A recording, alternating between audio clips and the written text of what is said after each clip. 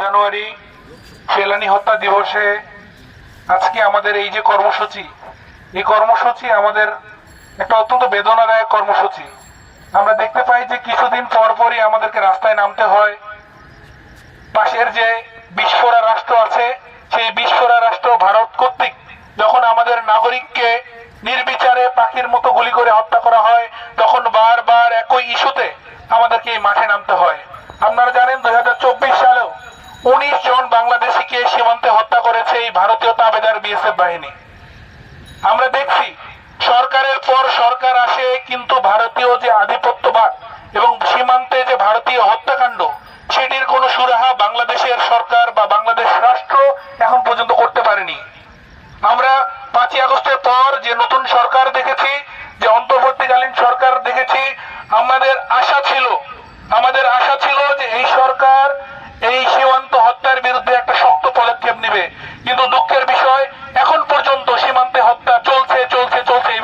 এমনকি আজকেও একজন কি সীমান্তে হত্যার খবর আমরা পেয়েছি। 14 বছর পার হয়েছে, কিন্তু এখনো বিচার হয় নাই। এরকম শুধুমাত্র ফেলানী হত্যা নয়, এরকম শত শত হত্যাকাণ্ডের বিচার বিগত ফ্যাসিস্ট সরকার করে নাই, যার কারণে বাংলাদেশে বিচারহীনতার সংস্কৃতি তৈরি হয়েছে। আমরা আগামী দিনে সীমান্তে আর কোনো হত্যাকাণ্ড ঘটতে দেখতে চাই না। আমরা অন্তর্বর্তীকালীন সরকারকে বলতে চাই, অতি দ্রুত সীমান্তে হত্যা বন্ধের জন্য জরুরি পদক্ষেপ নিতে হবে। ক্যামেরায় ওয়াও, স্টাইল দেখাও, Xenon X21 পারলে ঠেকাও।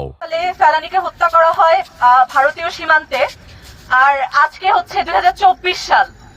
এতগুলো বছর, 13 বছর, 2025 সাল, 13 বছর ধরে একটা হত্যার বিচার হয় না, এবং প্রায় প্রতিনিয়তই আমরা দেখি সীমান্তে হত্যা হতেই থাকছে।